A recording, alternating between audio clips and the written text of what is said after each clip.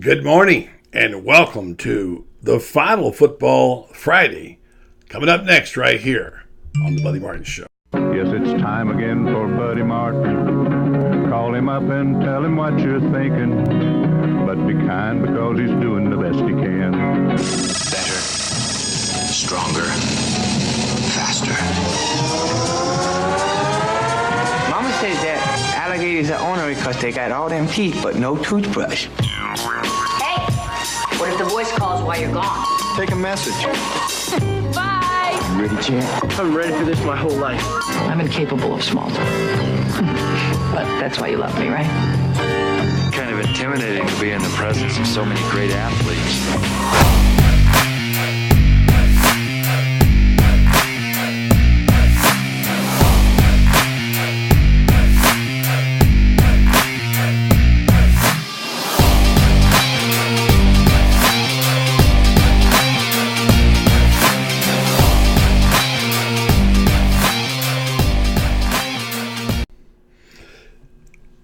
Well, good Football Friday morning. Well, what could be the final Football Friday. Well, it is the final Football Friday probably of the year. We'll see about next week. We'll call it something else because it'll be a preview for the Florida Gators and Michigan Wolverines playing in the Peach Bowl in Atlanta. We'll talk more about that later. Glad to have you with us today. We're going to get right into the program. See if we can get a hold of a guy that we missed last night. Do miss connections. Holiday time more difficult than usual, and he's in the middle of the interview. So Hello. This would be the voice of one Mark Long. Hello, Mark. Welcome to Hello. the last Football Friday of the year, pal. And you're the star. Yeah, well, I'm loving it.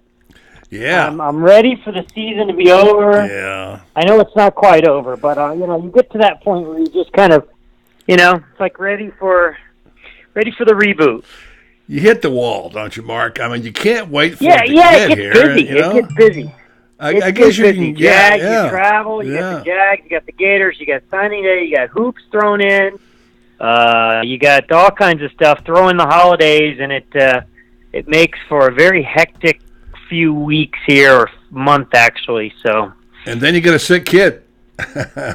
Which you had last that week, happens so. too. Yeah, there you go. Yeah. I hope everything's well at your house and that you're Thank prepared you. for holiday Everything is season. good. And good to have you back on the show. Thanks a lot for joining us on a kind of a busy weekend. We want to get this all in before the holidays and then sit back and enjoy the real games, which haven't started yet. Have you watched very much football so far? I flipped on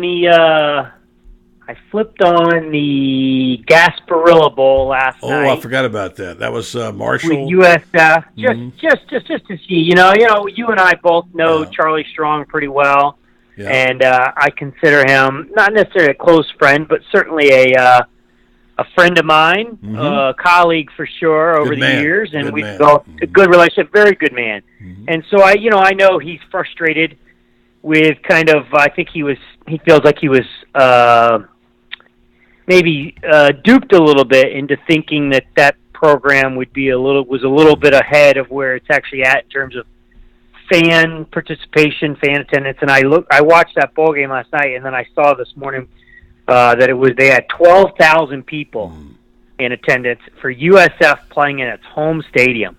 And I get it's the holidays and the weather, and it's a Thursday night, all that. But boy, that's a rough crowd. And it's got to be pretty demoralizing for Charlie Strong to make a bowl game, get the bowl game in your home city, which can't be great for the kids. Not a great trip. For your players. And no, it's everybody wants to go somewhere new, stay in a hotel, and I'm sure they still stayed in a hotel, but you can't tell me that going to Busch Gardens for the Gasparilla Bowl hard means sell anything to those guys. Yeah, exactly. Yeah. So from that standpoint. And I just felt badly for him that 12,000 people. That's that's the worst. That's got to be one of the worst bowl attendances in modern era. I mean, maybe ever. I mean, that I can't imagine there are many games that would have that view. It's almost like having that bowl game in Hawaii without having Hawaii there. Few people can make that trip, but that's about the only bowl game I've seen so far. But obviously the closer we get here to the New Year's, they ramp up, and I'll be much like you. I'll be watching all of them. Yeah, and I kind of got a line of, I guess you'd call it debarkation. They called it back in the old days of the Cold War.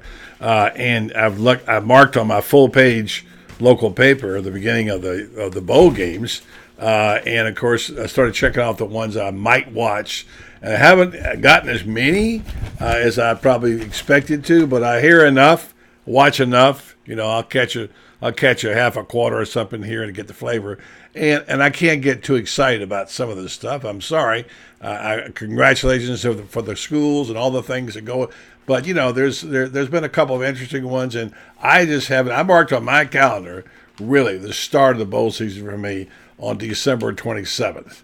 That's when we started watching the SEC play. And even though are you circling them? Are you the ones that you circle that you want to watch? Are you circling them because of the schools, the conferences, some players, or all of the above, or coaches? Yeah.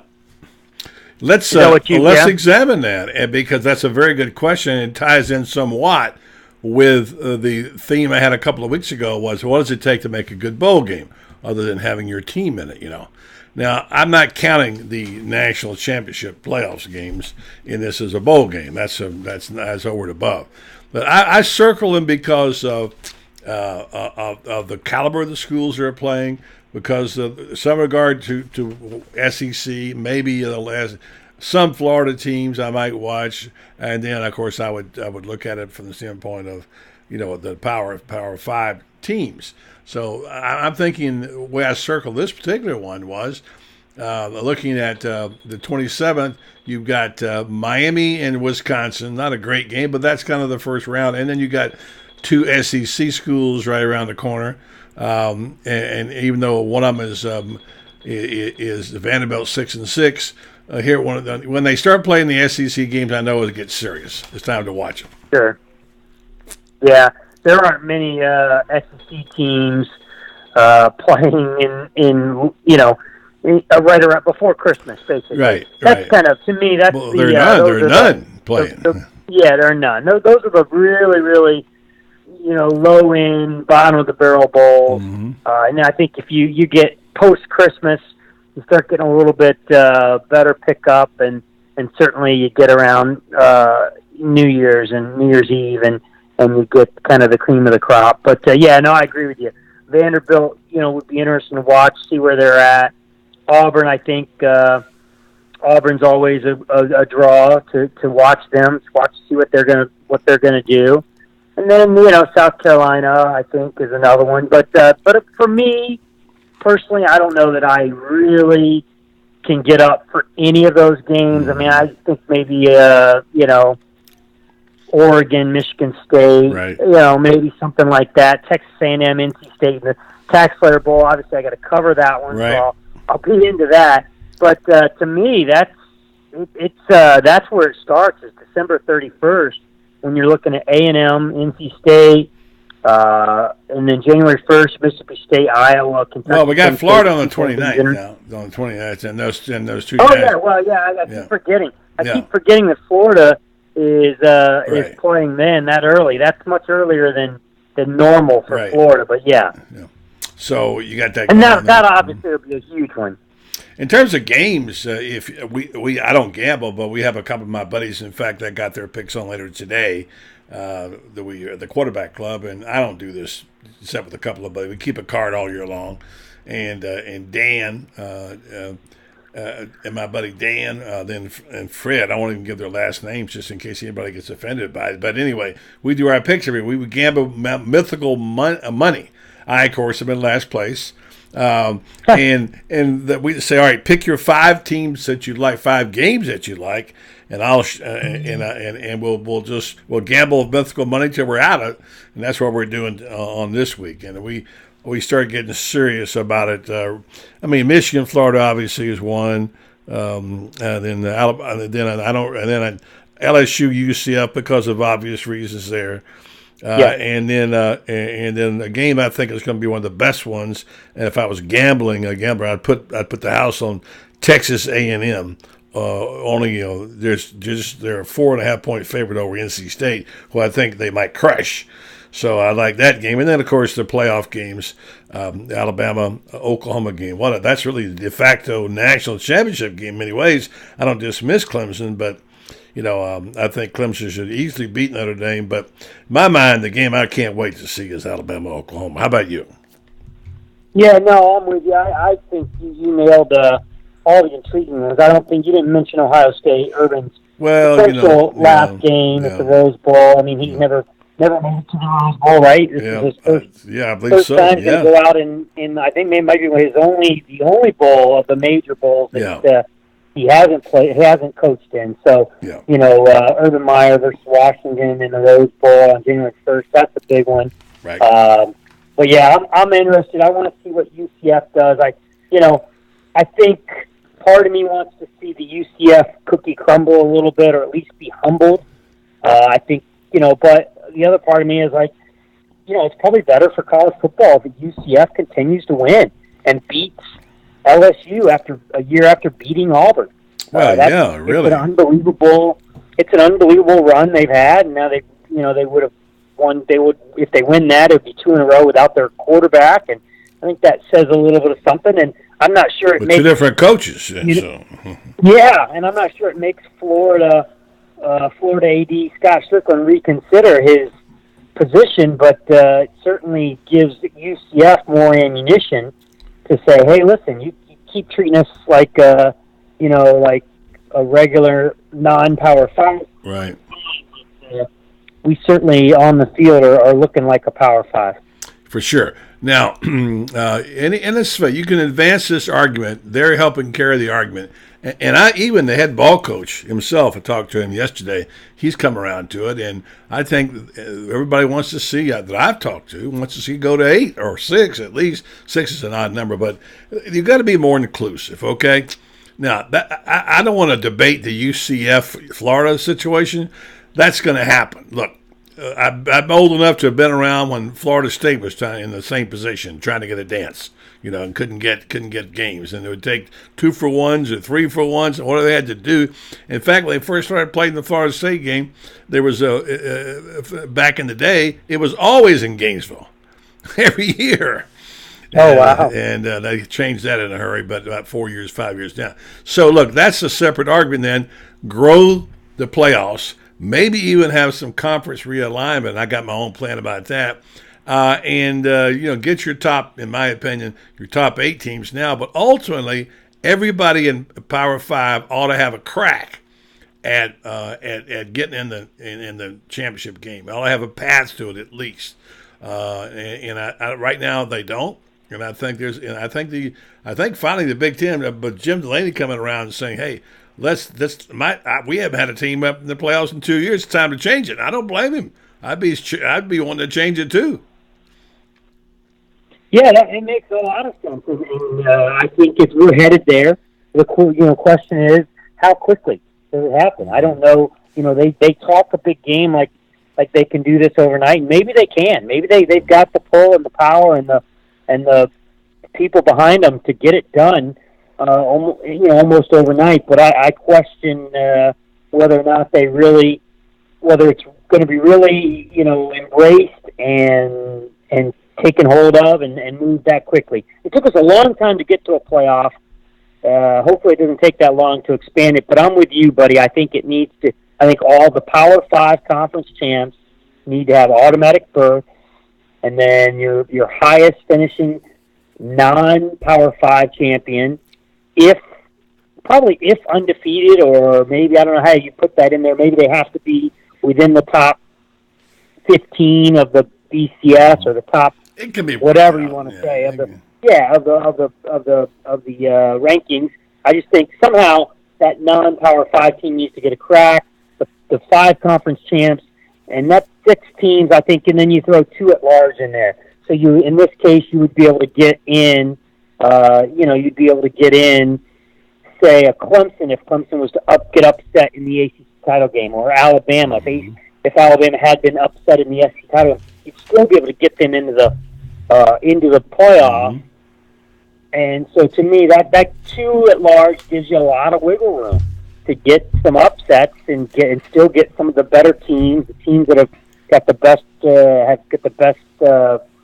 season, the best, what are you going to call that? Their resume, got the best resume. They still be able to get in, even if they slip up in the title game. Yeah, so sure. To me, it needs to be at 8, and it needs to have all 5 conference champions involved. That's the big thing. All 5 conference champions need to be represented. And you may have to have a realignment. You may need to have a realignment to get that. You know what I mean, too? I mean, if UCF's not going to get there, they're not in a Power 5 conference, then they got to create one or do something, a division or play it large or something. If they expand it to 8, that will help that path and be in terms of UCF. A couple more questions from Mark Long, the AP. It's a big week for recruiting. It depends on who you talk to. Dan Mullen did okay or did great. I've heard both. I think that the Lakeland 3 put him over the top, put him in near the top 15, and with a couple other shoes to fall, including maybe Chris Steele. That could push him up near top 10. What was your opinion of the week? How did Florida do, and what was the best story of the week for the Gators? Yeah, I think you just crushed it. I think to me the Lakeland 3. It's not the Lakeland 7 that we saw, a decade ago with such an unbelievable class with the Pouncey brothers and Chris Rainey and Ahmad Black were the keys from that class. But this is 3 guys, 3 teammates who all chose, and they're big. They're big, good players. They're 4 stars. They're better players. 4 stars. I mean, they all announced at one time.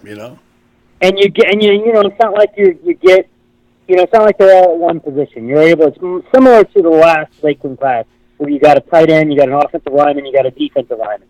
Last one I think you had 2 offensive linemen, a running back, a safety, a defensive lineman. I think Gary Brown wasn't it? Gary Brown was in that class. A linebacker was in that class, and I think a receiver was in that class. So it's not quite that, but again, the fact that you got some diversity there, that's big. And then, like you said, I think Chris Steele, cornerback, highly touted cornerback Chris Steele, who's going to announce early next month and plans to enroll early. He's would be a significant upgrade for this class and get him close to that top 10 possibility. And then the other guy, I think, is the defensive end from New Jersey, Smith Vilbert. Penn State wanted him to sign early, begged him to sign early, but he declined because he wants to visit Florida. He's got a big Florida visiting weekend on January 11th, I think, that weekend. So that's huge. If they can get this guy, very talented, with a lot of upside, talented defensive end who's former basketball player, who's got the size and the bend and whatnot. So if they can get him and get him in here as a defensive end, that's going to boost that class. Obviously, the class, to me, and I'm sure you agree, is that it's very, it's offensive line heavy, but that's what you needed. Florida's biggest weakness is the offensive line. You're going to lose Martez Ivey. You're going to lose Juwan Taylor. You're going to lose Fred Johnson. You're going to lose, I think, did Tyler also go? So you've got a chance to lose 4 of your 5 starters. Buchanan's the only guy you think is going to be back. So that's problematic. And, they don't exactly have a bunch of guys just waiting in the wings to take over. So they're light in that area.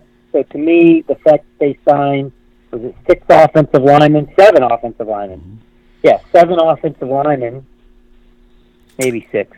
7 offensive linemen. That's big. I mean, that's a position of need, and when you can go out and get a position of need and crush it like that, a lot of those kids from Florida, that's big. I question the 300-pounder from Clearwater, Ethan White, I believe. The 400-pounder. Yeah. Mullen said he's 401 pounds. So that guy's got 50 to 60 pounds to lose. But so he's a little bit of a project. But it'll be interesting to watch that over the next couple of years and see how much the strength and conditioning program can turn a guy, a 400-pound kid, and get him in some sort of playing shape. Right. Final question for Mark Long, Associated Press. Happy holiday to you, Mark, and your family. And I just wanted to get your take on how this team is shaping up for the bowl game. Do you feel, what kind of performance do you feel as we speak now here, 8 days away from Atlanta, and what you expect out of Dan Mullen's team against Michigan, a team they've never beaten in school history? Yeah, I like how Dan has done it. Coach Mullen is, he had these developmental practices where he opened it up to the fans, opened them up to the media, and really got some young guys stepping up. And you got a kind of a glimpse of what this team will be down the road, and some of these players who are going to step into starting roles next year or reserve roles next year. So that was interesting. Now they're kind of flipped the switch now, and they're back to practicing like they were. I think the big important thing is, unlike Michigan, it appears that everybody's going to play. That's a big part of that's a big issue. We talked about it before, you and I, that's a growing trend, and the fact that Dan Mullen's able to get his guys to buy in right now, buy into the bowl game, the importance of the bowl game, winning the bowl game, playing well, showcasing yourself for the NFL, all that, I think that's huge. And Rashad Gary's not going to play for Michigan defensive tackle. That helps Florida. Florida wants to run the ball, wants to establish the run. He's not going to play. So it looks right now, this thing looks like it's favoring Florida. I know this. I'm all in on Dan Mullen being a good coach. I think that's very evident. They beat Mississippi State. They beat LSU with schematics. That goes straight to the coach. We've got 23 touchdown passes out of Felipe Franks.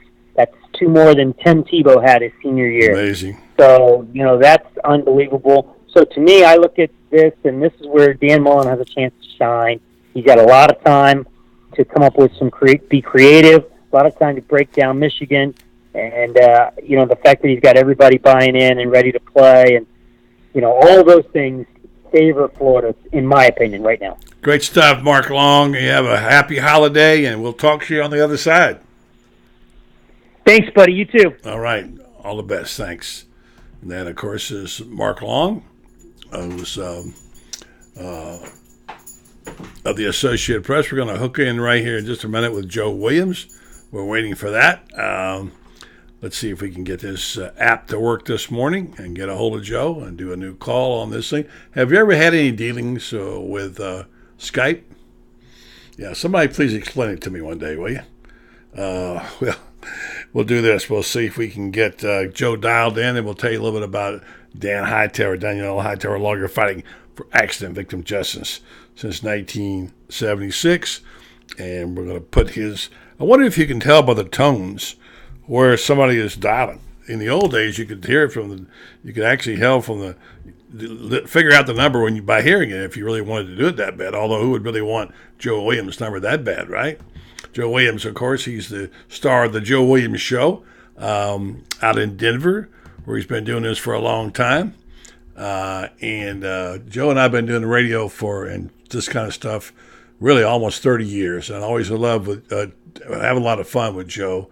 And I love the fact that he's always available to come on the program.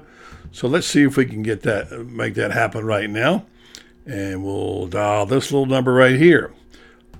It's a 303. I can give you that little hint because that is the number original. There are others now, but when I lived there, it was the only area code in Colorado. It's always nice to have, by the way, one predominant area code in a state.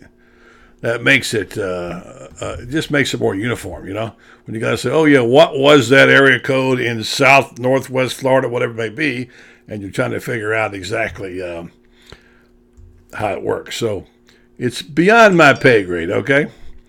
All right, let's go here. Here it is right here. It's, and when you don't have Skype, it makes it more difficult because you have to then figure out how it all works. So let's go here. Let's go this.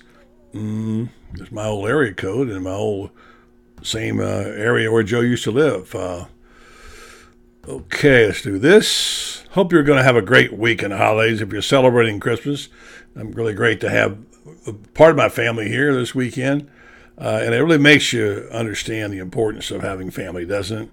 When you get a chance to, when you miss them, you haven't had them, and now it's so nice to have your family around you this time. It's very special. And the Martins are really glad this year to have over half their family together. So that's good. We miss the ones that won't be, but we're glad to have the ones that we do have. So all right, let's do this and see if Joe is going to be crabby because we're late getting him. So anyway, this show is brought to you by courtesy of all my advertisers, and let's go to see what Football Friday is happening out in Colorado and the great. Yeah, it is. Hey, we're running out of them, aren't we? We are running out of them. We're running out of them, and and I was just talking to a friend of mine from the AP, and he loves football like we do, but he says, quite frankly, he gets a little fatigued this time of year. Glad to see it coming. Kind of glad to see it on hold for a while. I never get tired of it, but I must admit that when you watch it as much as we do, and you get down to the end of the year, you could maybe take a little bit of a break, right?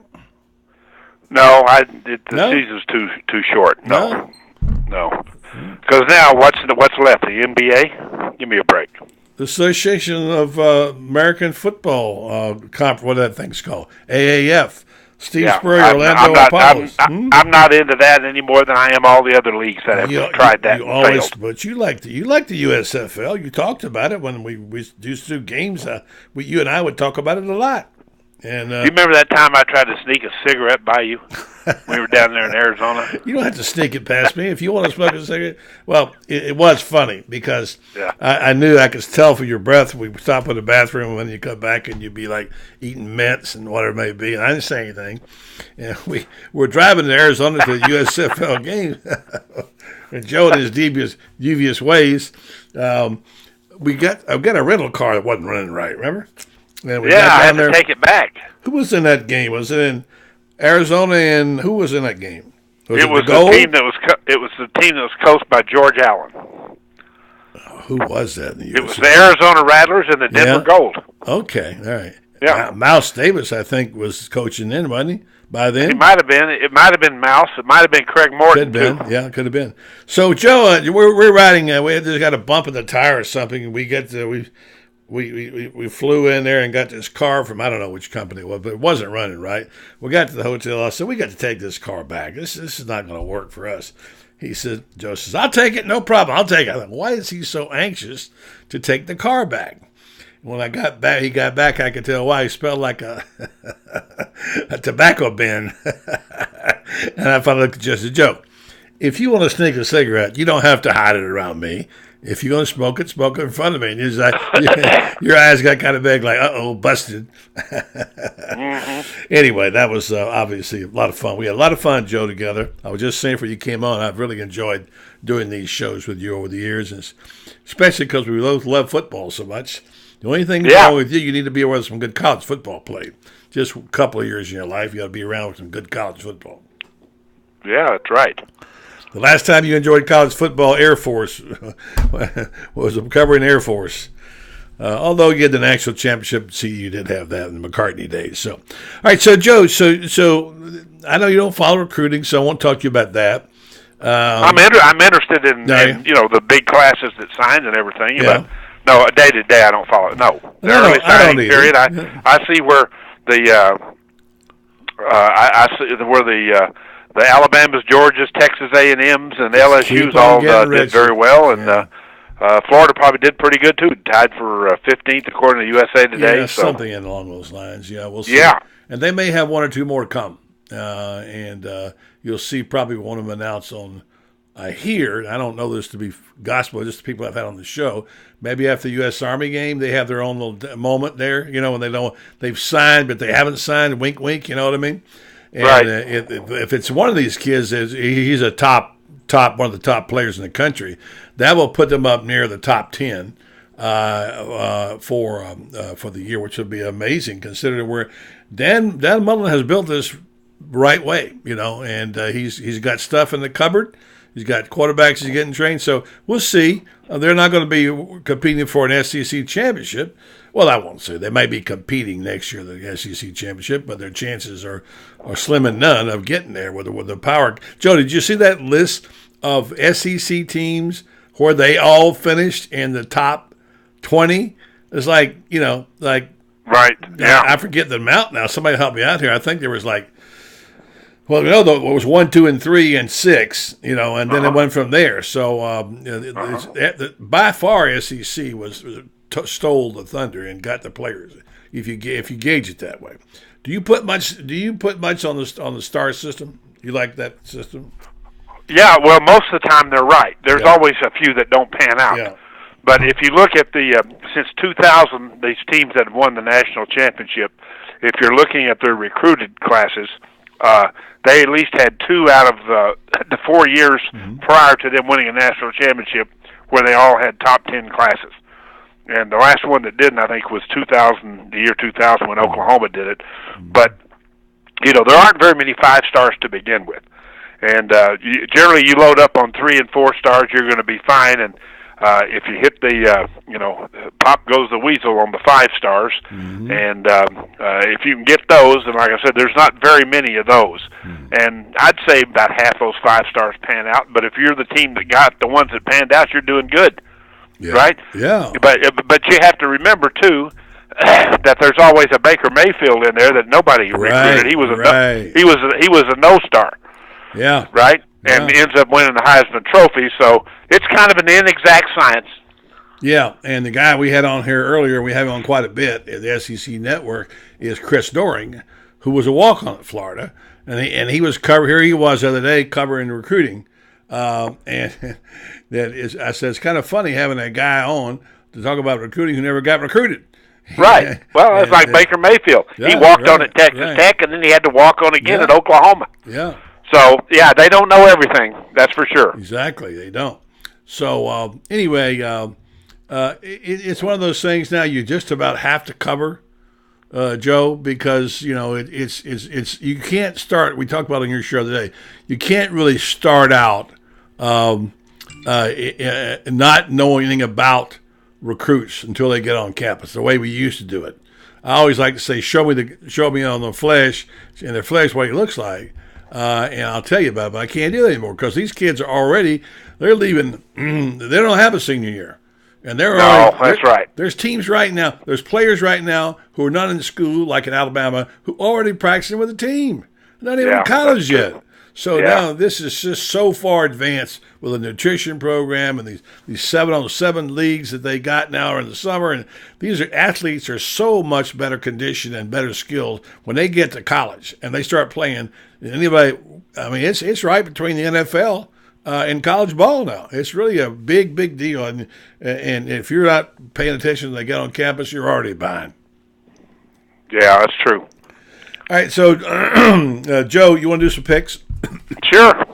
I don't even know how we stand. I think for the year, we're probably pretty even. So, I think here's the deal. The key is we finished with our head above the water. Just barely. Just barely. And that's always the key. You head above the water, or you drowning. So. How do you say it in Vegas when you're coming home with money, house money? Is that's a sign, but good sign? Yeah, that's exactly right. Yeah. All right. So I don't have any particular games, but I'm gonna give you the ones that my partners picked out. I got a couple of guys I picked with here, Danny and Fred, and we'll just do it across the board, and I'll write yours down. I'll tell you. Here's the first one. All right. I know you follow, by the way, these teams as well. A lot of them. How about let's start with the big boys. And I'm having a hard time with this on your show. I'll bounce back and forth. But in essence, what I'm doing is this is de facto national championship game. And the game I'm excited about the most is Alabama-Oklahoma. Oklahoma is a 14-point underdog. How could you look at that game and think, well, geez, it's if your team this good, they're favored by 14 over Oklahoma with the offense they got. So I'm going to make my pick right now on that, and I'm actually going to take the points in Oklahoma. Well, you and me are going to agree here. Okay. I know that Nick Saban does not want to get into a shootout, which I'm pretty sure their game plan is going to be, we're going to run the ball, and we're going to keep Kyler Murray and Hollywood Brown over there on the sidelines for as long as we can. And let that clock move, and move the chains, and it won't be a shootout type of game, and I'm sure that's kind of what they're going to want to do. Yeah. Oklahoma, they've got a key person who is injured, and I mentioned him, that wide receiver. And he had an ankle problem, and that's a big deal because he's the fastest player in college football. Yeah. And it's like trying to cover. It's like the Steelers with Antonio Brown. Mm-hmm. They're not the same team. They don't have him out there because you have to shade so much coverage. You can't cover him one-on-one. Right. And Alabama's defense will be compromised from the get-go if they have to if he's out on the field because there's nobody on Alabama's team that's going to cover this guy, which means that they're going to have to devote a safety instead of loading that box, and they're going to have to devote a safety to give help over there on that side if he's playing, which means one less person to stuff the box. And Oklahoma's offensive line is either the best in college football or the second or third best, and because they can run the football themselves. So. Yeah. I like the Oklahoma side of it. I agree with you, the 14, and I wouldn't be surprised if they upset Alabama. But Hollywood Brown he's got to be in the lineup, I think, for that to happen. Okay, and then the other national semifinal, although that's the de facto championship game, and Clemson, I think, is going to beat up on Notre Dame by more than 11 points. So I've got to take Clemson here because these guys, in case they've forgotten, the size and speed of those defensive linemen at Clemson, they have never seen anything like it. And I think for that reason, 11 points is a lot of points against an undefeated team. And you could be tempted into taking those points because Notre Dame is probably better than we think. But I'm going to go with Clemson. I'm going to lay those points. Yeah, that's just tough for me. I'm looking at 12.5 right now in the USA Today. Okay, well, you have to go with this one because it's what we all went by. This is not the Atlanta. But go ahead. If you give me the updated line, but with 11 points, would you take them, Joe? Yeah, no, I think I'd take Notre Dame plus the points there. Okay. I think Notre Dame. Yes, I think Notre Dame will be fired up. Notre Dame's got good players. Mm-hmm. I understand about Clemson, but Notre Dame's got good players, particularly up front. And I don't rule out a backdoor cover on things like this. Mm-hmm.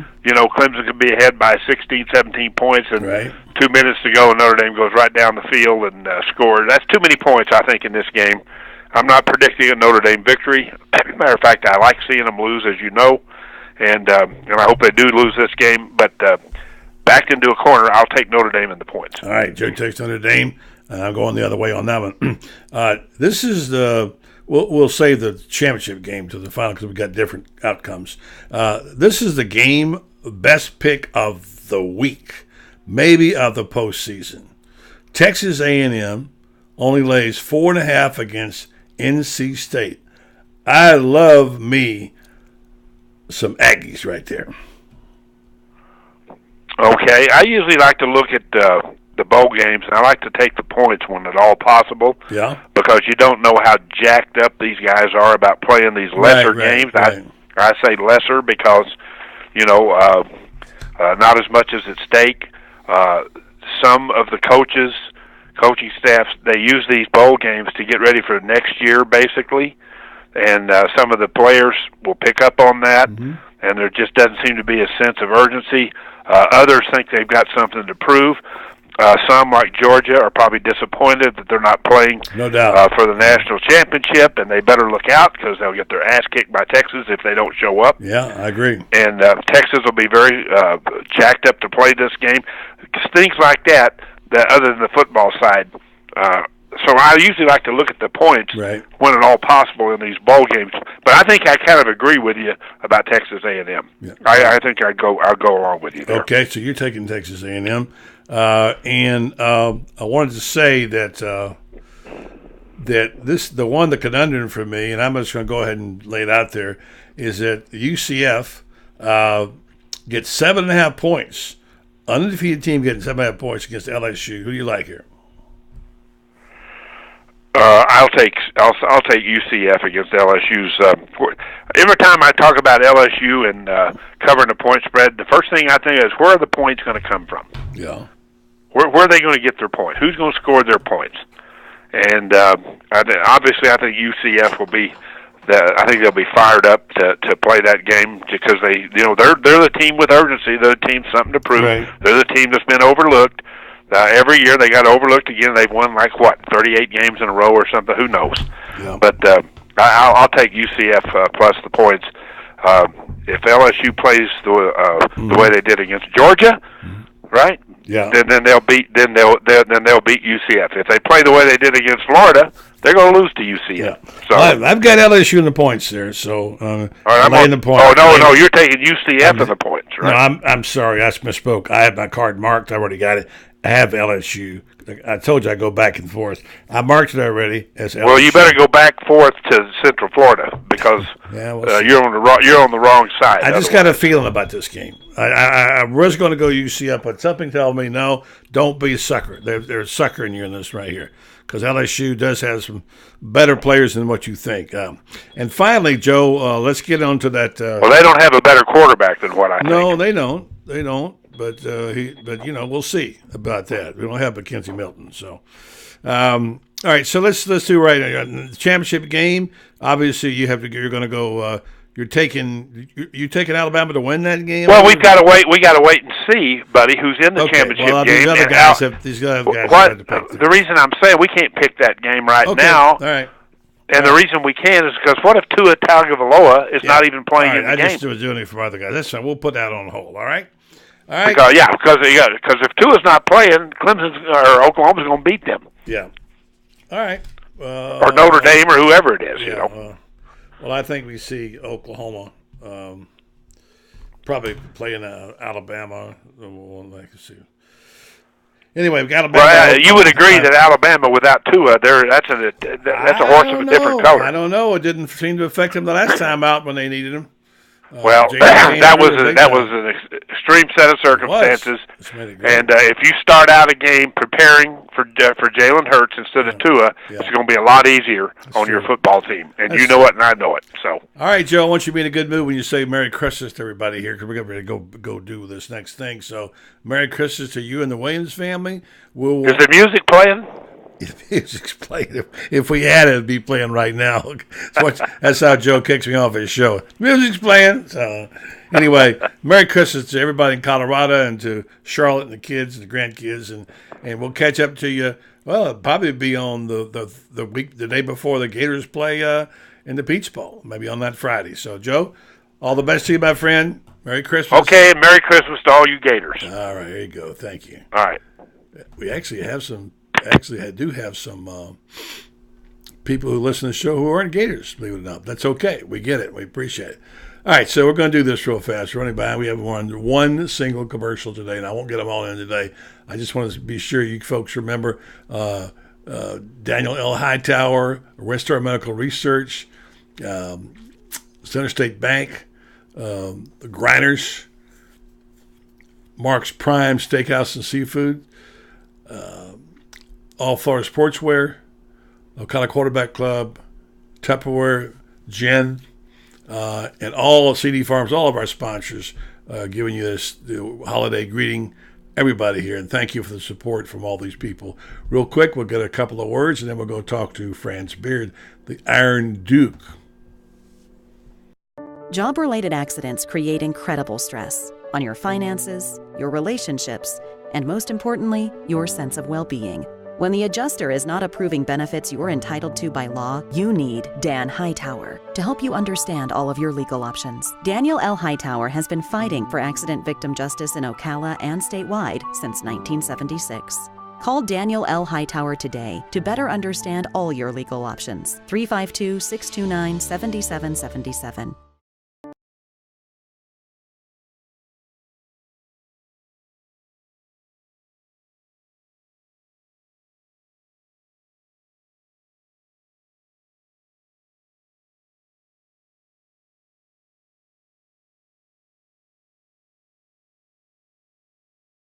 Hightower, Daniel Hightower, lawyer fighting for accident victim justice since 1976. Let me tell you about another local sponsor that is very helpful here, and it's a good time of year for everybody, and this is good because they're working on ways to improve your health. And one thing that they do at RentStar is they have this empirical evidence they have from these Superior Medical Research Facility, and they are known for their being a high-quality, patient-centered place, a research facility, where they use cutting-edge technology for the clinical trials they put on Okla for things like Alzheimer's, psoriasis, osteoarthritis, migraine, fibromyalgia, along with many other conditions that affect our community. So we want to thank them for that, along with the good work. And they're having a study right now going on down there with you on Alzheimer's, if you'd like to know more about it. Also, a chance to you be in a clinical trial with psoriasis. You can be involved in it. So if you want to know more, you can go online and check them out on www.rentstar.net and find all the information you need to know. Or you can call them at 352-629-5800. RentStar Medical Research, seeking tomorrow's answers to the health questions of today. And thanks for all their support for the Scott Brantley Trophy, soon to be announced the winner of the Final Four. They've been supporting it all year long, so thank you for that. RentStar Medical Research, seeking tomorrow's answers to the health questions of today. And this is my bank, and if it's not yours, it ought to be. The folks at Center State Bank say it all with their commitment to this area, to this particular bank, because this is where my bank is on Silver Spring Boulevard, and this building is used for other important dates, things you can find out about by logging on to Center State Bank and find out what they mean when they say, we strive to be the best community bank, and for us that starts with you. You speak and we listen. There are multiple places for you to find their banks. You can go on to their online and to centerstatebank.com and find one near you.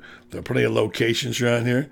And it's a beautiful building and people, and they have great chocolate chip cookies, by the way. So the folks at Center State want to wish you and your family a happy holiday. They want you to know that they're there for you. They have certain core values that they espouse because that's what their business is defined. They believe in things like long-term horizons for the finances, the world-class service, the relationship banking, and by the way, they are. They have 1,100, almost 1,200 employees at 82 locations in 30 Florida counties. Check them out. Go to centerstatebank.com and find out about Center State Bank, centered on community and customer service.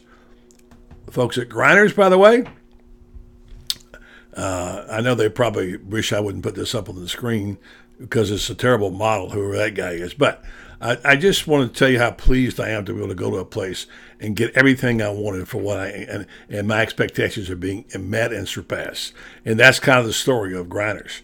They're there. They're very solid. They're customer oriented. They don't try to sell you things you don't want, don't need. Down there right now, I suggest that if you're going to go buy something for the man in your life, your dad or your son or whatever it may be, that Grinders is a place to go and just say, hey, help me out, David. I'd like to have a little suggestion of what I can do, a last minute gift. They'll be there for you all day tomorrow, and they'll be. I don't think they're open on. I'll check that 629-3195 and see if they're open on Christmas Eve. Excuse me. I don't think that they are. I'll find out, and I'll post a message over the weekend. You can go grindersofocala.com. Or you can call them at 352-629-3195, or drop in, better yet, today and tomorrow at 405 East Silver Spring Boulevard and see what they're talking about when they say it's a 62-year tradition to go to Grinders. It's been very popular in my family all these years. I know our guys have been dressed by the Grinders, by David, and what have you, and they deliver on everything we ask for. Grinders of Ocala. Check them out.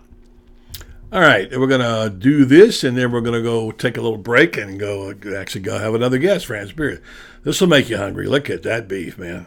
That can only be one place, and those that shrimp looks good today too. By the way, just two of many dishes that they have at Mark's Prime Steakhouse and Seafood. They like for you to have a good experience dining. The food we know is for given; it's going to be terrific, but you also you want to have a good experience, and you want to go in there with expectations being met. And down there, they do the things the right way. You have wonderful food, wonderful service, and check their holiday schedule, by the way, before you make your plans. And by the way, if you haven't gotten your reservation, it may be too late now, but it's a very popular place, and it should be, because everybody knows that they take care of their customers and the service, and they want you to have a unique dining experience that will please the palate and soothe the soul. They serve the finest beef, the freshest seafood, the premium wines, naturally fresh vegetables. So check them out down there. One of the best restaurants I've ever eaten in Florida, if not the South, and they do it right. By the way, ask about the gift cards while you're down there. Say thank you, congratulations, and well job, or happy holidays with the gift cards they got there. It's a great deal. Okla, you can call 352-402-0097 to see if they have any tables left. In Gainesville, 352-336-0077, or you can go on to marksprimesteakhouse.com and find out what information you need to know. Mark's Prime Steakhouse and Seafood. It's a unique experience in dining. All right, let's get back to our program here and catch up with some of your messages. We're going to see if we can get a hold of our friend Sir Francis Beard, one of the busiest men in show business. And let's see if we can get to him. All right, where are you, Franz? Yeah, again, I need someone to be a telephone operator for me, okay? I'm not a very good one, so...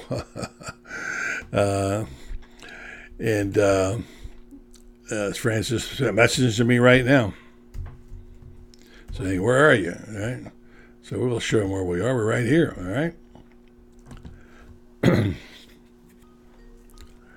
Hard to catch up there sometime on this final football Friday.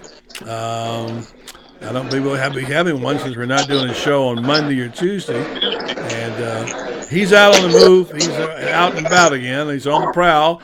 The Iron Duke is in the house.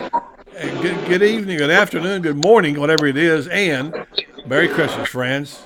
Merry Christmas. I'm at the Meadowbrook Golf Club with in the restaurant eating, going to have lunch with some of my old high school basketball teammates. Oh, there'll be some live swap there, man. There'll be some live swap.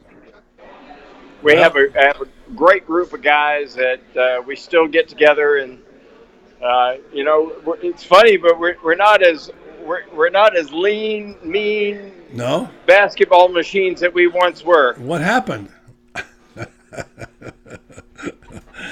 I retained all mine. I don't know what happened to you. I don't know. So, Francis, it's always a pleasure to talk to you. This has been a busy week. Thanks for taking the time out. It's been a triple header for you, and have you kind of calmed down now from the recruiting, all the stuff going on? And by the way, very good column on the 3 stars today. Well, here's the thing: is a lot of people, buddy, are going to say that. Well, I've got messages. Well, we're only number 17 in recruiting. Well, here's the deal: Dan Mullen got the guys he wanted. Okay, he's going to get some more, but he got the guys he wanted. Lost a couple that he didn't want to lose, got a couple that he didn't think he was going to get, and ended up with a class that certainly fills the depth needs. And, if you look at his record of developing players, then you got to know that he's got the guys he wants. And this is a better recruiting class than any class he ever had at Mississippi State. And look what he did there. Imagine what he'll do here. Listen, I took the liberty of putting this down this way without checking with you, but your popular column, Thoughts of the Day, which are seen on BuddyMartinMedia.com and also on the Buddy Martin Show page, on on the Gator Nation Kingdom and a whole bunch of places. Very popular. People love that column. And I took the liberty of calling this Franz Beard's Thoughts of Christmas, since you do all the thoughts of the day. And we thought we'd just do a little mixed bag of things, and it's your call as to what you want to talk about. But can you talk about that column a little bit more? Because I think the nuances of this are the part that you have to understand. And yeah, everybody wants to put a spin on what a great recruiting class they had. But the reason this one is hard is that we think there are more pieces to come. And we also think we agree on the fact that the way this thing is being built carefully, that there is a flow to it, and it's right on target right now. And there are going to be some other surprises down the way, and some kids that are going to show up and play that we didn't expect. So I think it was a little bit of a Christmas present right so far what we have, and I think Dan Mullen is doing it the right way. So let me let you give us your thoughts of Christmas. Well, here's one little nugget I'm going to give you. Recruiting, one of the key elements of recruiting is finding guys that fit in with the guys you already have. You can't run everybody off. He inherited a bunch of guys. He's going to have next year probably still 40-something guys that he inherited. You got to find guys that fit in with the guys you inherit when you take in a situation like what he did. And so sometimes, there are guys that you could recruit that, well, maybe this guy won't fit in with what you've got right now. Maybe he's a guy that 3 years down the line you could fit him in. So recruiting is complicated.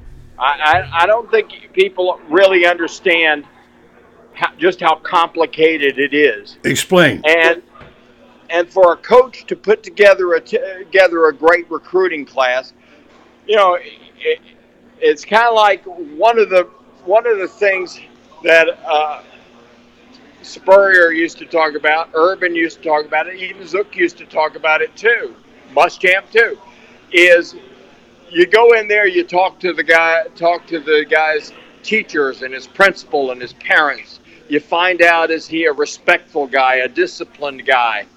You find out all these things, and it's kind of like having a puzzle, buddy. And you have this, let's say, this gigantic square out here, and you got to fit all these pieces into that square to make it all fit together. And this is what recruiting is. It's fitting that puzzle, and at the end of the day, if all the pieces fit, you've done a good job. And some of those pieces might be finding a guy that for example, may never start for you, but he's a great team guy who could, for example, maybe he's an offensive lineman who's really smart, who could learn to play center, guard, and tackle, and you could have him up and down the line as a backup, as a key backup.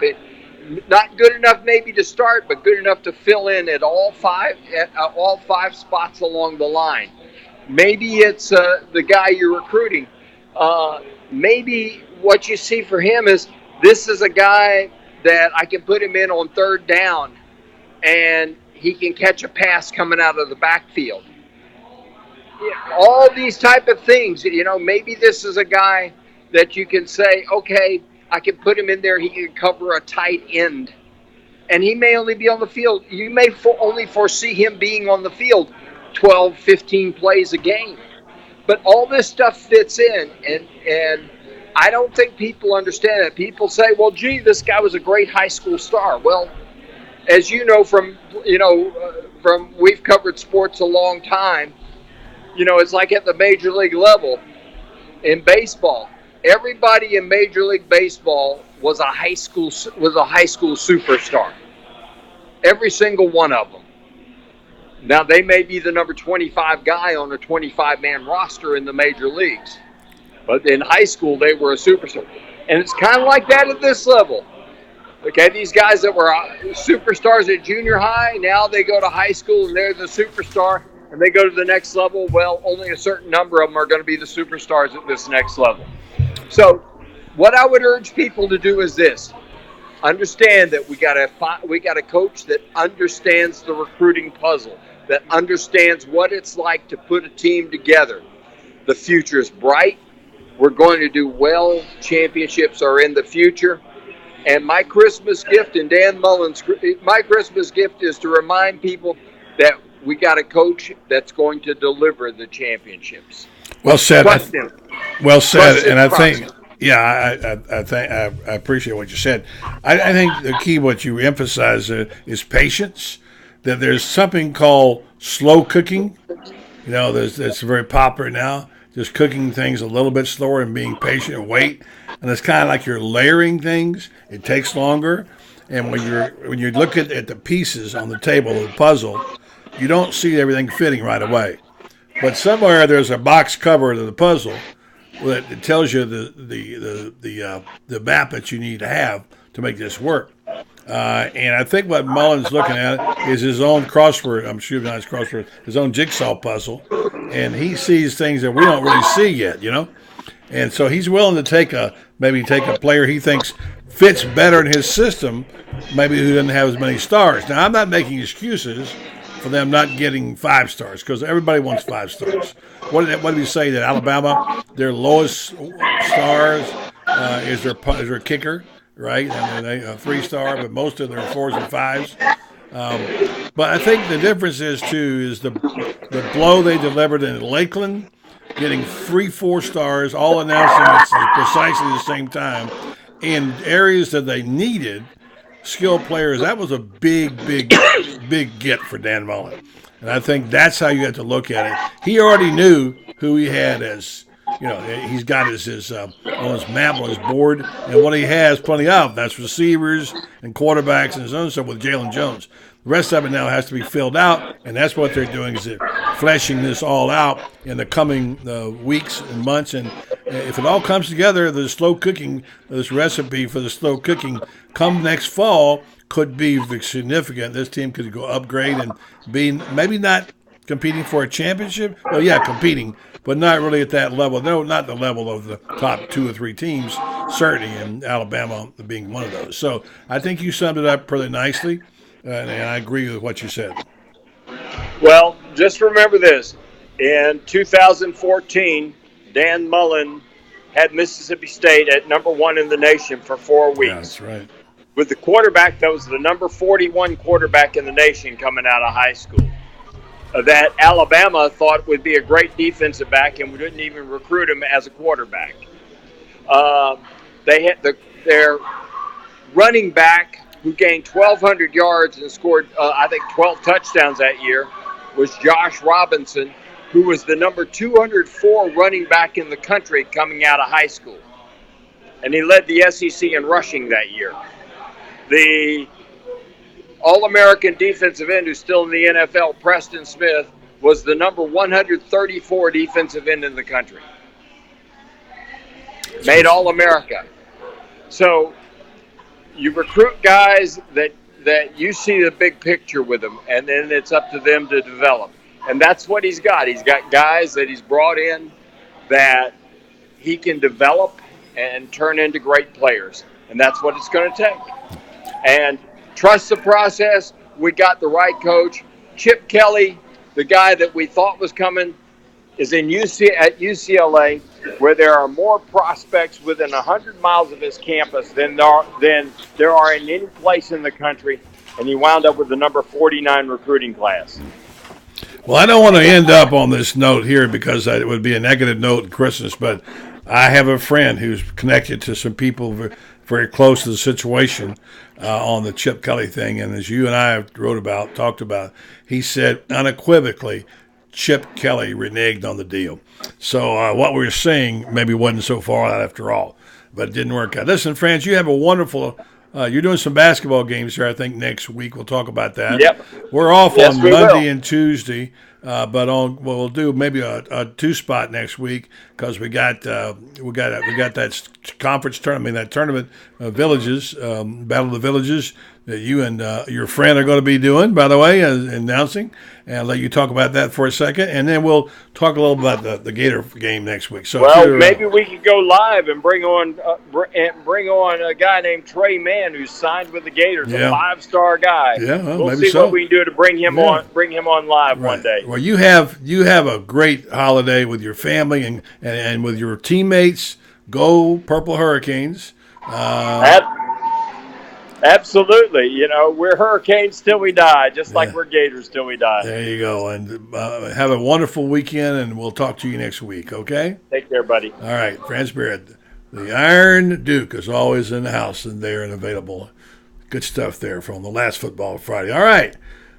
We hope you out there, if you're traveling, please be careful. I just learned today that my nephew and his niece and their son were in an accident on their way to graduation down at Florida Southern on a semi. I don't know the details, but everybody's okay. Yeah, they did miss graduation. I guess I'm told that the semi came over in their lane and hit them. And luckily, my nephew had a presence of mind to go off into the ditch so he wouldn't get hit. It destroyed they were pulling a U-Haul going down to bring the Grant stuff back, and man, that's scary stuff. So as bad as that was as an accident, the fact that they missed graduation, and now I have another son graduating, they're going to try to do them together, and I just thank you, Lord, for getting him through that and surviving that accident. These are the kind of things can happen so quickly, life-changing things, and just when you think about everybody traveling out there and just be grateful for your blessings, folks, and just think about what you have today, and think about where it came from. On behalf of the Martin household, we're going to be off now until next Wednesday. We wish you the very best out there, and wish you a very Merry Christmas and Happy New Year and Happy Holiday. And thank you, by the way, for supporting us, to all our sponsors. Thank you for supporting us on this program. So many fine people that make this possible. And too many to name, but thank you for the Gator Nation Kingdom. And please like and share this show. And it will be our only show of the weekend. And we will not be back until Wednesday. So Merry Christmas, Happy New Year, and thanks for watching, folks.